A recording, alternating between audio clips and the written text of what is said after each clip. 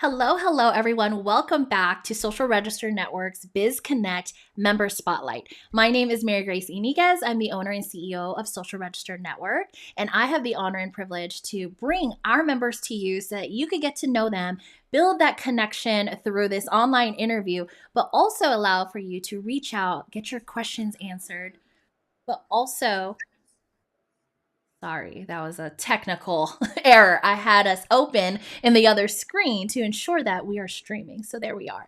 But yes, it is an honor and privilege for me to really bring our members to the forefront so that you can build that connection with them and also hear their story of how they became an entrepreneur. So today I'm going to bring her on is Dr. Marianne Martin, who is a holistic health coach, but also known as the hormone hacker, which I am super excited to learn more about. So, Dr. Marianne, welcome. Thank you. How are you doing today? I'm doing fantastic. How about you? I am doing well. I'm excited. I'm ready for Monday to get started, right? It's now lunch. So, after this, it'll get a little crazy busy. All right. So I know that you previously, you still are, but previously you were a doctor and endocrinologist specifically. And now you are a holistic health coach and, working one-on-one with clients, which I've heard so many, doctors, nurses, nurse practitioners who have made the shift to being an entrepreneur because they love to be able to have that one-on-one with their patients versus kind of being in the system. And that's not really allowed for them or it's not created for them. And so for you, I want to know, tell us a little bit more about what you do, and then we'll dive into how you made that switch to becoming your own entrepreneur. So in the world of endocrinology, everything we deal with is hormones, whether it's thyroid or insulin in a young teenager who has PCOS, or insulin levels in someone with prediabetes, or then we get to the fun perimenopause and menopause stage and dealing with estrogen and then men they actually go through andropause and they are having fluctuating levels of testosterone. So, those were all the hormones that I dealt with in my practice. And yes, there are medications to treat all of those. But what I found is that many of those medications they were very difficult to regulate. And people would come back with fluctuating levels. They didn't feel good. And then what I discovered was at the root cause of most of these hormone imbalances is what we're doing to feed our bodies, to feed our mindset, and what we do as far as physical activities. So when I started really seeing what a big transformation can happen in balancing all of those hormones when we focus on lifestyle changes, as you know, when you see a healthcare provider, you're lucky if you get 10 minutes. Mm-hmm. You've already driven there. It probably takes 30 minutes in traffic. You're sitting there in the waiting room for another 15, 20 minutes. I mean, all in all, you've probably wasted an hour and a half of your day, had 10 minutes with the provider, probably didn't get all of your questions answered. And you have to wait now another 3 to 6 months before you can address the same problem again. Mm, I yeah. was just as frustrated as my patients were. And so a few years ago, I had, some people who would just ask me, all of these medications that I'm on, I'm really tired of being on all of this. I feel terrible. None of them are really solving the problem. I'd really like to get to the root cause and see if I can solve this and get off some of my medications. And that's really where my shift started because in medical school, we don't learn anything about lifestyle changes. I wish that it was different, but all we're really learning is here's the disease, here's the medication to treat the disease, and oh, if you have a side effect from that first medication, here's the second medication to overcome that side effect. So that's Wow. really where I had to start learning for myself. How do we hack hormones holistically? And in the last few years, that's what I've been able to master. Oh, I love it. You're speaking my love language Oh, because, you know, I've experienced some things and I've also have people in my family or people in my circle as well where they are on medications and it has caused other problems. And so I love that you're taking that holistic approach because as we know, we can heal our own bodies by, making sure what we put into it and how we're treating our bodies.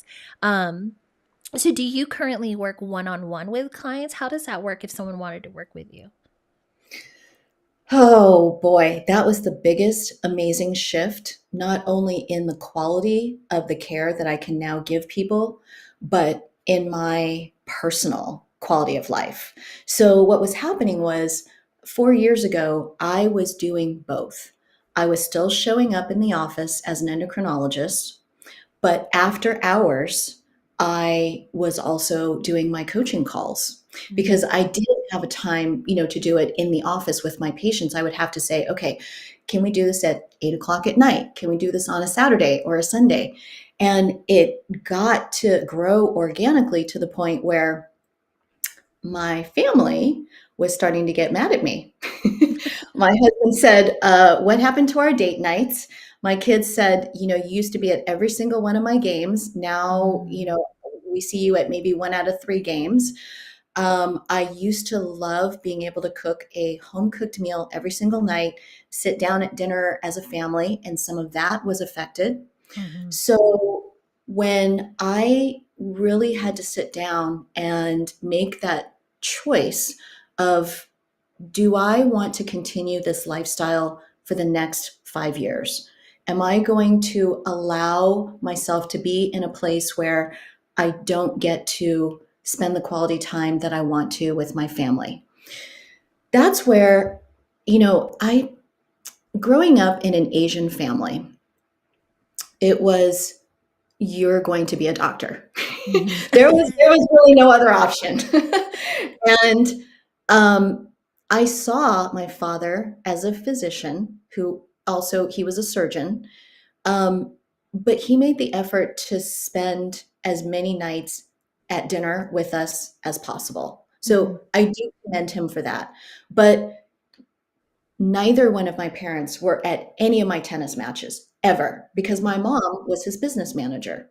So I saw that in the medical field, you are tied to the office and you are tied to office hours. And then you're tied to calls that happen after hours. And I also saw that my mom, who didn't choose to be the business manager for my dad, she actually dreamed of doing real estate. Mhm. She loved real estate. She's actually passed that on to me. And she would have been an amazing realtor, but she didn't have the chance to open up her own business. And I will tell you, in the beginning, I saw medicine as a safety net. If I do the studies and if I become a doctor, I know I'm guaranteed a job, but I'm also at the mercy of those hours and all the admin of taking the charts home. I don't have control over that. Mhm. Very few part-time jobs for endocrinologists and other specialties like that. You really have to work full time.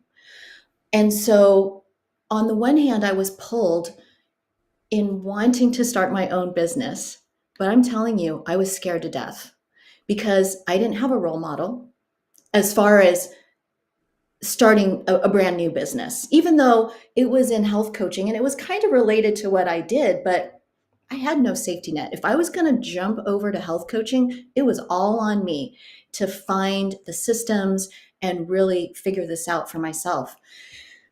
And, sometimes when you grow up in a family where you don't see that modeled, without the right encouragement, it can be very difficult. I'm very thankful that my husband was one of my, well, at first, he was very mad at me. He said, "You have to make a choice." Okay, but really, it came down to this. He asked me the question and he said, "When you wake up in the morning, what is it that gives you the most joy? What do you look forward to doing?" And I said, "That's easy. It's the days where I have my client calls and I can celebrate with them and I can teach them how to regain control over their health. And he said, then you should do that. And I said, really? And he said, I back you 100%. And I'm telling you, if he hadn't said that to me, I'm not sure I would have had the courage to make that jump. Um, so that really was the start of when I said, I'm going to now start really diving into podcasts Mhm. and personal development and seeing how other, health coaches have started their business. So that was really where my business journey began. And I I'm a safety girl, so I wanted to make sure that I had enough people that I was coaching on a regular basis, so that at minimum, I wanted to have certain bills that I could take care Right. of. I was so proud when at first I could take care of the mortgage with my Mhm. health coaching income. Like that was a huge deal, right? And I was like, okay, so I had certain goals for myself and I just wanted to make sure. So for me, I wasn't going to jump out of endocrinology until I knew I could support my health coaching business. So it was methodical. There was a lot of planning, but it was still scary to take that jump. It really was. Yeah, it is scary. I just remember when I decided to purchase the company, and I've shared this story with many people and they've shared theirs too, and it's never something where you're just like, "Yes, I'm all in," and you're just smiling and you're ready. I mean, inside you're like, "Yeah, I'm ready," but then you're also like, "Oh gosh." It's that leap of faith on yourself, knowing that it's going to happen for you, but also it's still scary to go from a stable job, like a corporate job, and Mhm. have all those backings, insurance, all the things that you get. And then now you have to bet on yourself. And I love that you shared, you hopped on podcasts, starting educating yourself and seeing how other people were doing it. And how long, I think you shared with me, this began like 4 years ago, right? Yeah, so me straddling both fences Mm-hmm. started 4 years ago, and really, the decision was kind of made when my husband was offered a job in Florida, and this Mm-hmm. was at the beginning of 2022. And at the time, our kids were still in school here in Mm-hmm. Vegas. So what I shared with my husband is, you go ahead and start going over there. This was in February. I'm going to stay here so that our kids can finish the school year. And then at the end of the school year, if you really love your job in Florida, we'll join you. And of course, he loved the job. And when I made the announcement to finally retire, because I knew, and I think a lot of parents can probably relate to this. Our son was about to be a junior in high school in a brand new state, in a brand new school. Mm-hmm. And I knew there was going to be a lot of adjustments for that, and that having my own business, being able to dictate my own hours, was the only way that I would be there for him at the drop of the hat whenever he needed me. And that was a very important decision that prompted me to retire from endocrinology. That, and I'll share with you, the days that I came back from being in the office, probably in the last 2 years of my practice, I was not showing up very well for my family. I was stressed to the max. I was always taking work home. I was up until midnight, so self care was out the window. Mm-hmm. And I just knew, as much as I loved, what I really loved about endocrinology was the relationships that I had with my patients. But I was able to convert that to now having relationships with people one on one Yeah. and being able to have the time for self care and everything. So, when I decided to finally retire, my last day of work fell on a very interesting day of the year, which was April 1st. Mm-hmm. And none of my patients took me seriously. I said, Mr. So and so, Dr. X is going to be the person who sees you in 3 months. Yeah, that's a great joke. And so not not very well planned out of Mm-hmm. when my last day was going to be, but yeah, it was an interesting transition as well, because the first couple of days where I wasn't any longer a physician, that was a difficult transition as well. Mhm. Because when you have identified yourself with this role and people see you as that for so long, it doesn't just come off, Yeah. like that. And so I did have to adjust to not being a physician anymore. But thankfully, I found something else that gave me just as much, if not more, passion. So it all worked out. When you were going through that transition period, because I know for me, I went through that from going COO to CEO, what are some things that you ran into, like that you had to really work on or seek personal development, mindset to kind of shift that for you?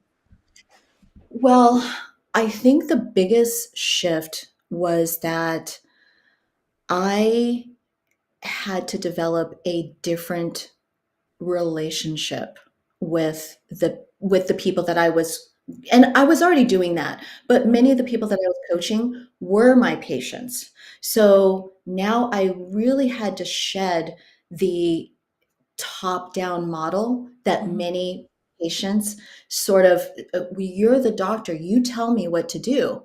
But as a coach, no, no, no, we're working together. Like, I'm going to bounce things off of you, of what the next step you would like to make, and Mhm. then I can make suggestions, but I'm no longer telling you what to do. Like, we're in this totally together, and we're taking this journey together, side by side. I'm not 5 steps ahead of you. Yeah. We're walking side by side. And that was something that I kind of had to retrain the people that I was coaching, to know, no, I'm not going to give you all the answers. Like, I'm going to help you discover those answers. We're going to discover that together. Oh, wow. So that is a shift. That's a shift for your patients as well. And I didn't even see it that way. And now that you painted it, how we go to our doctors and we're like, okay, give me all the answers. But I love that Yeah, approach of like, we're going to work this out together. Let's see what works for you. I like that approach. It's more welcoming and warm for me. And I feel that, okay, you know what it feels like? It's more personalized for me versus, going by the standards of what usually happens when someone is diagnosed with PCOS or whatever, right? And I love that approach. So I can imagine that's what you feel now, of that fulfillment and that joy of working with people one on one outside of being in the practice. absolutely. All right, so I have a question because I've seen this all over TikTok, and you're the perfect person to ask. I don't know why it keeps coming up on my TikTok, quite honestly, but it's around people using I think it was a diabetes medication, Ozempic. I don't know. My favorite topic to talk Okay. about. I was like, I'm going to ask because I'm like, we're having a conversation. You and I are friends. And I know you and I, we always laugh whenever we see each other. So I'm like, let's ask the real questions because it keeps popping up on my TikTok. And then I know that a lot of celebrities are doing it. And then it's just become something that people have used to support them. So Mhm. as a professional, is that safe? Do you recommend that? And what is it for anyone who doesn't know? So, a lot of people don't know that Ozempic and medications like that have been around for about 20 years. It Oh. just gained popularity in the last couple of years because celebrities are using it. But you're absolutely right. Like, back when I was in fellowship in 2006, I was already using these medications for the diabetic patients because that's all it was FDA approved for at the time. Mm-hmm. So, what these medications do, which is magic for many people, Yeah. is you have a hormone in your stomach. And usually, within 15 minutes after eating, this hormone is supposed to travel to your brain to let you know that you're full. And I have a lot of people that I work with, and they're like, yeah, I've never gotten that signal. And so that's why, it's hard for them to Mhm. to control their portions, right? So these medications really are able to shut down that craving.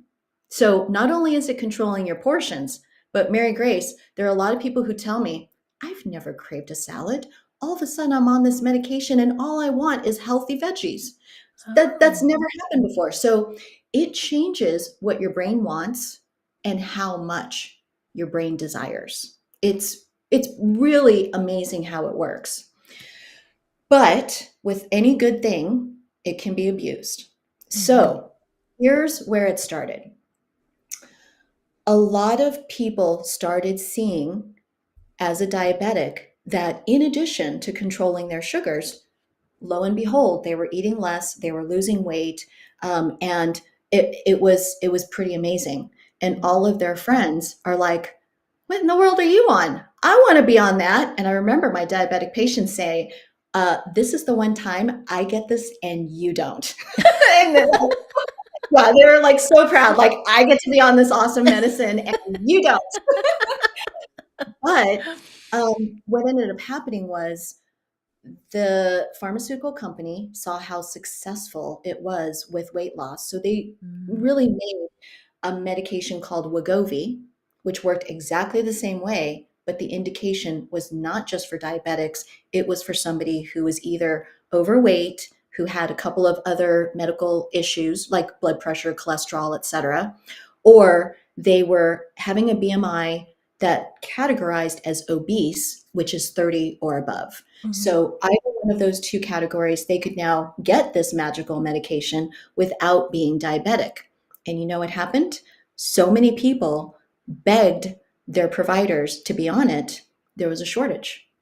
Mm. Now, not even diabetics could get the medication. Oh my gosh, the people who need it. Yeah. Exactly. Mhm. So they've come out with other generations. So when Ozempic came out, that was the fourth of this type of medication that came out. And then Ozempic had a shortage. And now there's a new one, Mounjaro. And Mounjaro has only been out for probably a year and a half. Already there are shortages of Mounjaro. I mean, it's crazy. So let's talk about, though, the good and the bad. Mhm. Because when I was working with my diabetics, these medications were the first thing that actually gave them hope because they had been on all the pills. They had been on insulin. They didn't have great, results on either one of those things.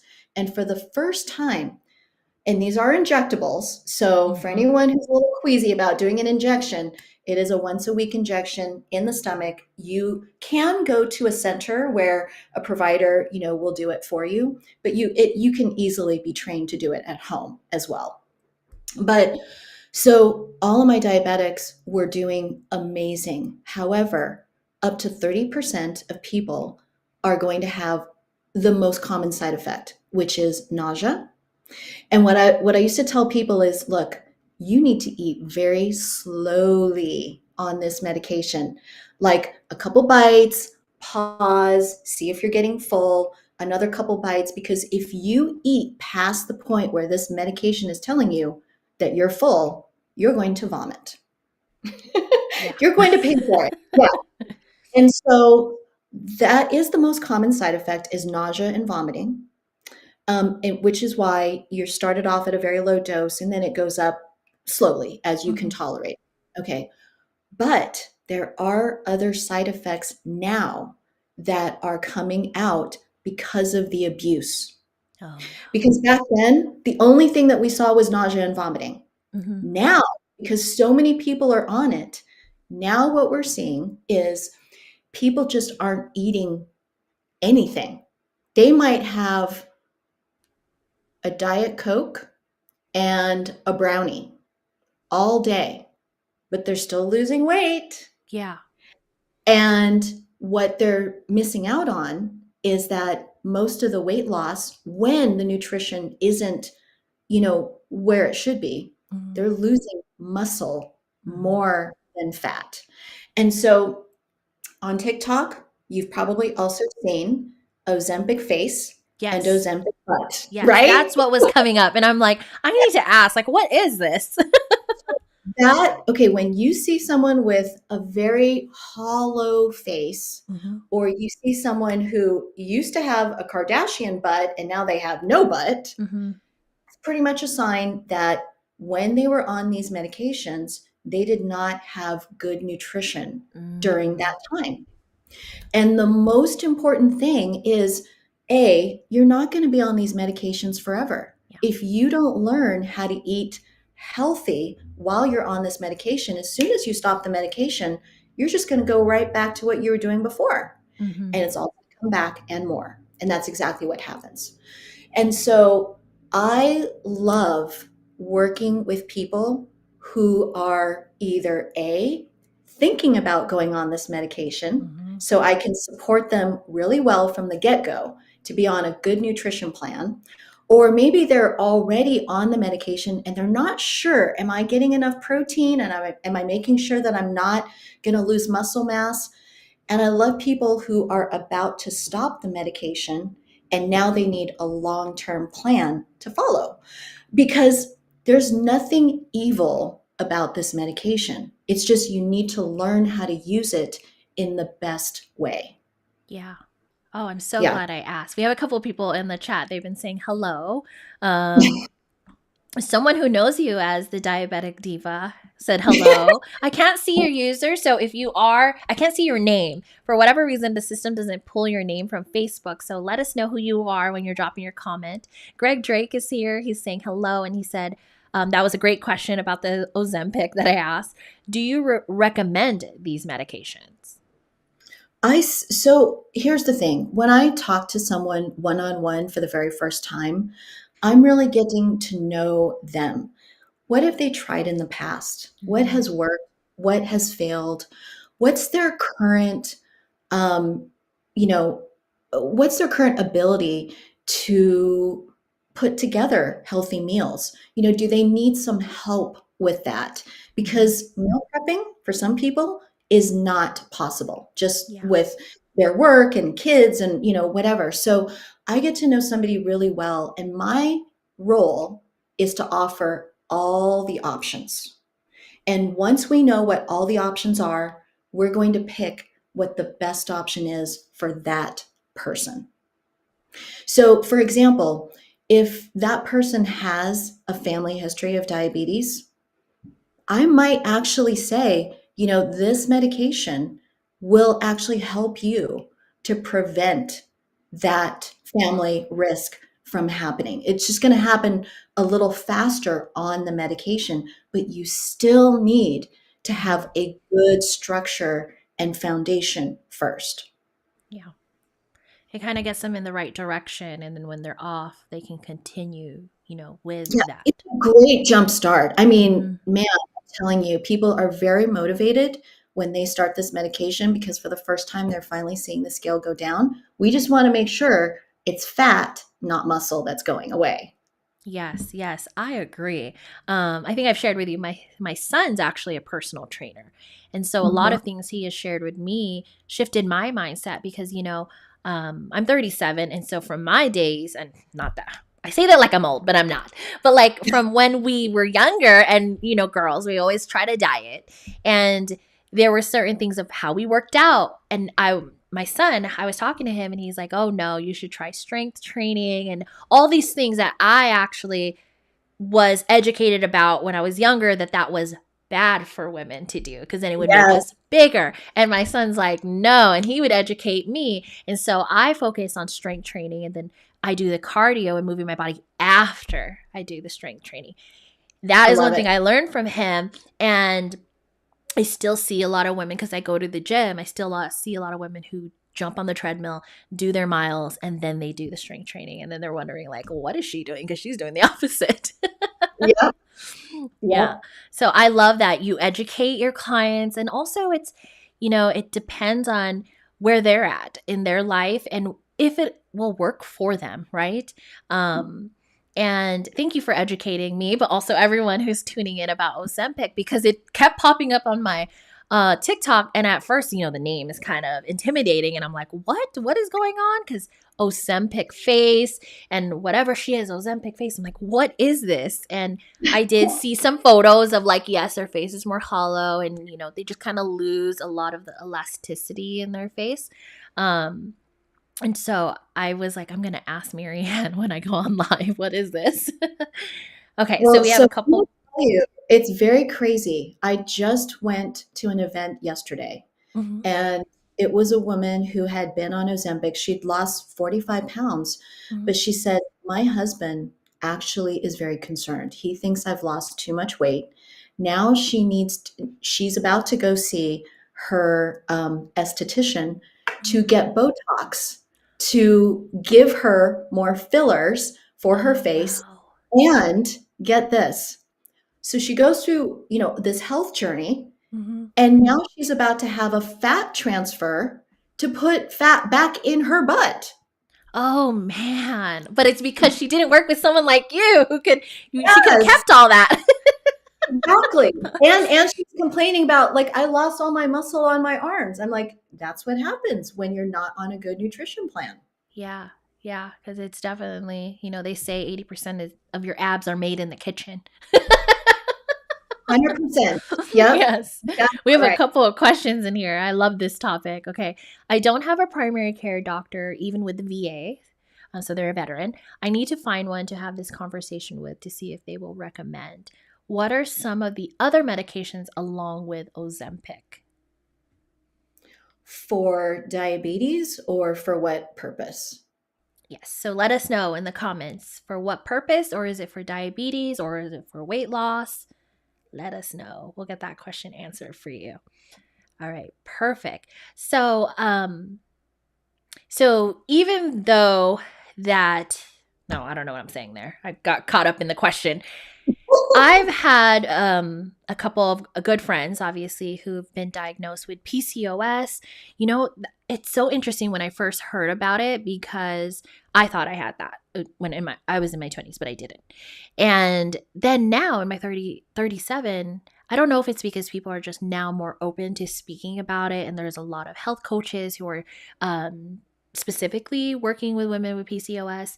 Um, but also Hashimoto's is another one that I see very common. And so do you work with people who have either one of these? 100%. And so I'm really glad that you brought up PCOS, because when I was working as an endocrinologist, what broke my heart was I would see 13, 14, 15-year-old girls who had already seen another provider who were putting them on a lot of medications when I was the first person to ask them how their nutrition was, how their sleep was, Yeah. how their activity level was. And it made all the difference in the world in not just their insulin resistance, but their acne and, how they slept, what their mental state was. Because when you have fluctuating sugars, your energy level is zapped. Like, most people have an afternoon slump. They can't even pay attention at school or at work. They just want to take a nap. Mm-hmm. Um, Usually, if we're eating the traditional lunch that most people have with lots of carbs, that's going to be the result. Is in the afternoon, what are these teenage girls doing? Getting massive amounts of Dutch Bros or Starbucks to wake them up, right? And then Mm-hmm. starting that yo-yo again With with the all the sugars. sugar. Oh gosh. Yeah. Yeah. Mm-hmm. So, but the other thing, as you are very well aware of, PCOS, if not addressed young, can absolutely lead to fertility issues Mm-hmm. later on in life. And also with PCOS, you have a 50% chance of developing type 2 diabetes Diabetes. Yep. with or without a family history. Yeah. So my my goal in endocrinology, but also now even more as a coach, is to get people in the beginning, Mm-hmm. to not wait until the problem has already existed. And now we've got to work backwards and we've got to work harder. So, in talking to moms, what I love is being able to share with them the knowledge that they can now tell their children, Mhm. um, because Hashimoto's is the same thing. There are a lot of people, though, with Hashimoto's who are going to need to be on a standard dose of thyroid medication. Mhm. However, Hashimoto's is an autoimmune condition that has inflammation causing a lot of the symptoms. How do we control the inflammation? With lifestyle. Yes. So so you may know the hormone, the antibody that tracks Hashimoto's is called the TPO, thyroid peroxidase. And usually it's sky high for people with Hashimoto's. Mhm. I remember I was treating someone who had a TPO level of over 1,000. She was so tired all the time. Her mood was also a little depressed, and just all the Mhm. classic symptoms of someone with thyroid. And she was on a dose of medication, but we also put her on an anti-inflammatory diet. We made sure that she was going to bed at the right time, that she was getting some physical activity, not necessarily the gym, but just Mhm. healthy motion. And within 3 months, her TPO level went from 1,000 down to 150. Oh, wow. And that wasn't just medication. Yeah. That was a lifestyle change. Um, yeah, inflammation has been something that always came up in conversation too, because with me, a couple years ago, I was misdiagnosed because I don't think I have it any longer. Is I They thought I had an autoimmune disease. In regard, I had ulcerative colitis. And Mm, what I found though, it was actually mindset, mind state, stress, and what I was eating was causing all of the inflammation on top of the stress, causing all the cortisols to rise up and all the things. And then it would hit me right in the gut, and just mm. make me feel sick all day, every day. Um, and not until I cut gluten, so I don't eat gluten as much as I used to. And I'm Filipino, okay? We eat rice, and that's not gluten, but we eat a lot of like pandesal, and a lot of our food is really good. And so I no longer eat pandesals in the morning with my coffee. Crackers, those are the things that I always see my grandma eat. And it kind of, when you eat those things, it makes you feel at home. I cut all of that out. No more sandwiches. And if I do, it's, gluten free wrap, or if I eat in and out. So you don't have to, for me, what I found is I didn't have to cut out completely things I liked. I just had to adjust. So, like at In and Out, I don't get the typical burger. I'll get like a tomato wrap. So there's no bun. I don't even have to see the bun. Yeah, And it's yeah. not coming home with me. And I just eat the meat and the tomatoes and the vegetables. So, yeah, that actually helped me significantly. So, I've been well for over 5, 6 years. And get this, Dr. Marianne, I was on Humira for almost 2 years. Yeah. Wow. Yeah, that's And that's hardcore. another medication Yeah, you put in your stomach. Yes. Yeah. exactly. Good for you. Thank you. Kudos. Thank you. So this is very near and dear to my heart, this conversation of how we can help more people get onto that holistic way of healing ourselves, because I do believe it is, mindset and what we're putting into our bodies, or maybe just not moving our bodies. That's why I have this challenge called Move My Ass, is because it gets me to move my ass at least 20 minutes a day. And it's just 20 minutes a day. And then you can increase from there, because that'll pump you up and start you in the right direction. And then soon enough, you're like, 20 minutes is nothing. I need to do longer, right? Exactly. And so I'm so glad that you mentioned that, because one of the things that people tell me all the time is I don't have time Mm, to go work out. yeah.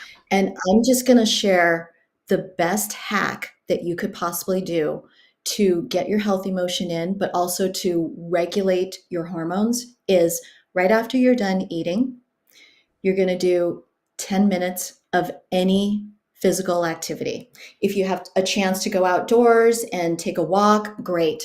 If you are stuck indoors, do some jumping jacks.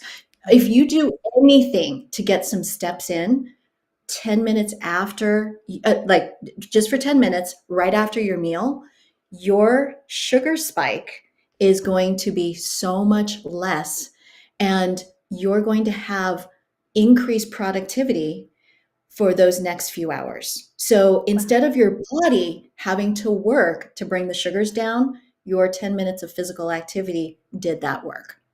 Okay, so that leads me to another question. So you said right after you're eating your meals, you can do this 10 minutes of movement. Yep. So when I was younger, I was told if you ran or did any kind of physical movement right after you ate, you can risk your appendix bursting. And this happened to someone in the family. And I was like, oh God. So then, of course, when I raised my son and he's an athlete and all the things, I'm like, no running. Gotta wait. You gotta give it at least 30 to 45 minutes. Don't jump in that pool. Is that true? Because now you're saying no. No. Oh God. I mean, look, if you're okay, here's the other caveat though.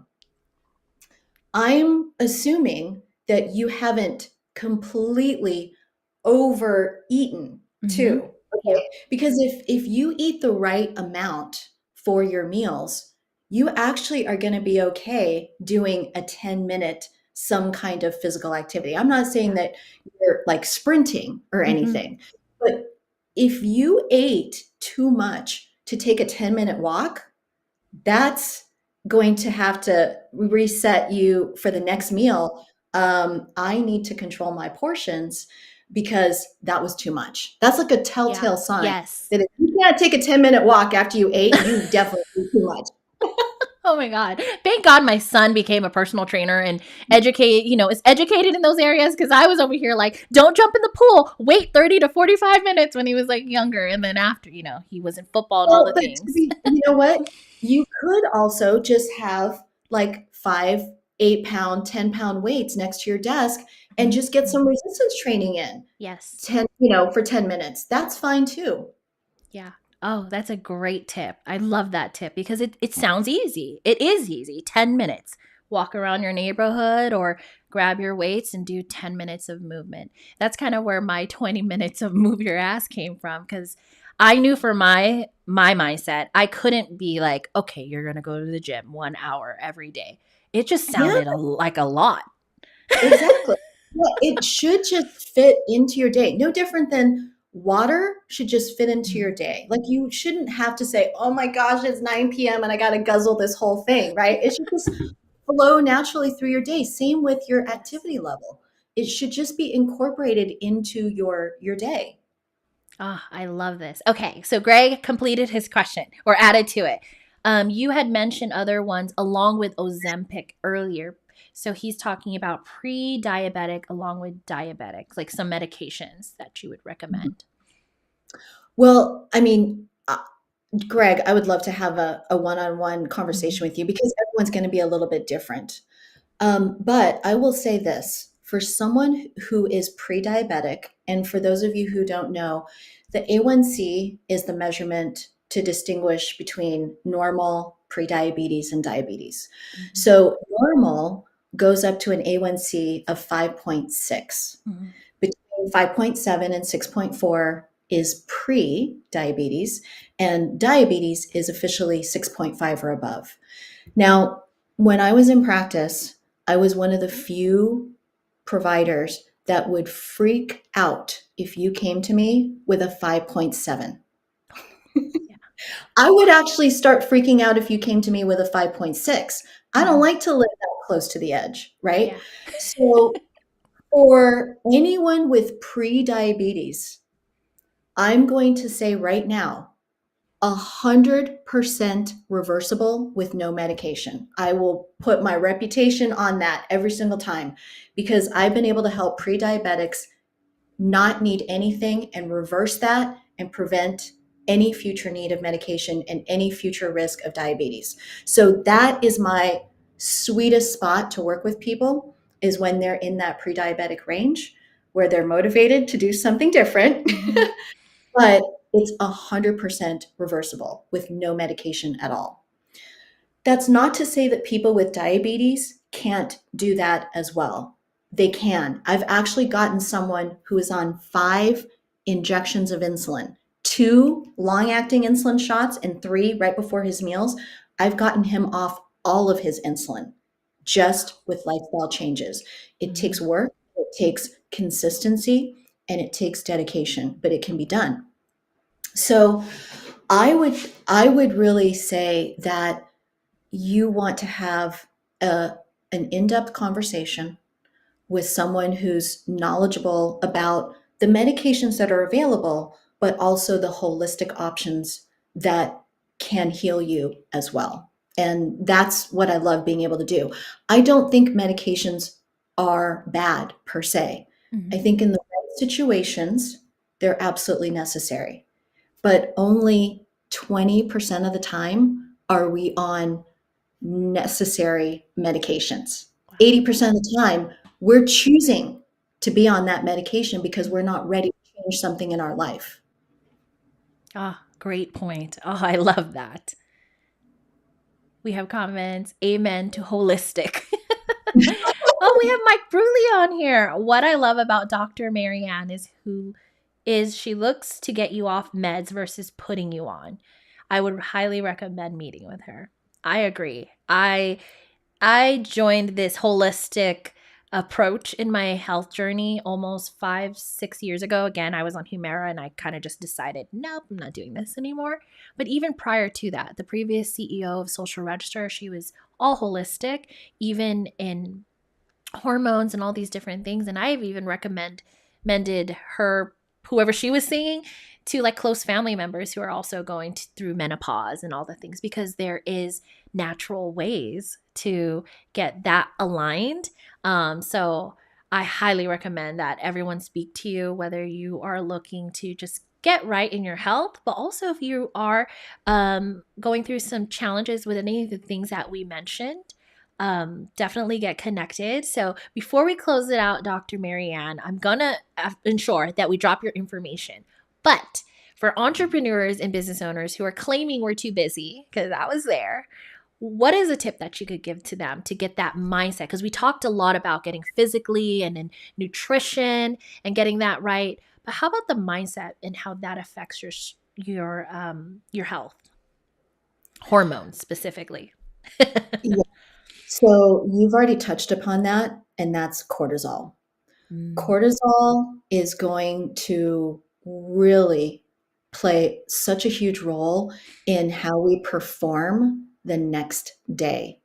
And cortisol is intimately connected with your sugar levels, your a level of stress, your emotions, what time you go to bed, all of that. So, if I could just give one tip that would really carry through everything, it is to do the work on controlling emotions.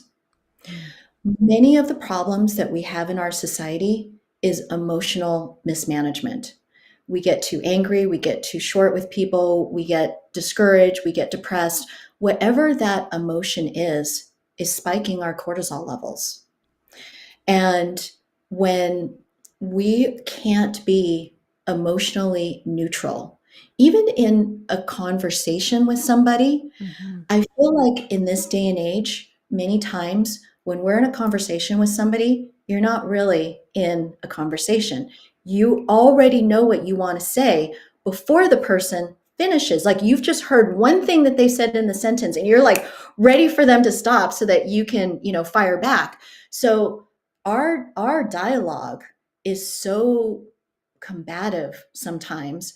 We're not Mhm. listening to each other. We're not feeling like we're heard, and then that just raises the level of all of our emotions. So for me, the work that I did years ago with personal development all had to do with controlling my stress, controlling anxiety, and controlling my emotions.